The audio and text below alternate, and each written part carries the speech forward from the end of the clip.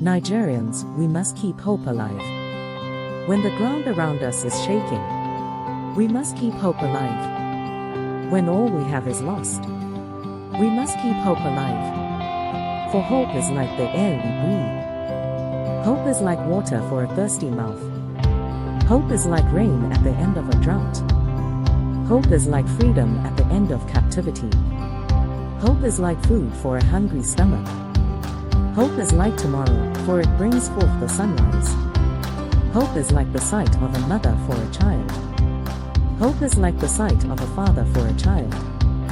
Hope is like the sight of a sister, brother, friend, and all the people we love. Hope is like a victory at the end of a war. Hope is like a beautiful bride walking towards her groom. Yes, it is the sight of a groom running towards his bride. Hope is the light at the end of a tunnel.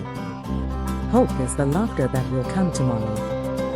Yes, hope we must hold unto. For without hope, we all perish in despair. Maggie's Poetry Corner. Maggie Chinyere Ofoha.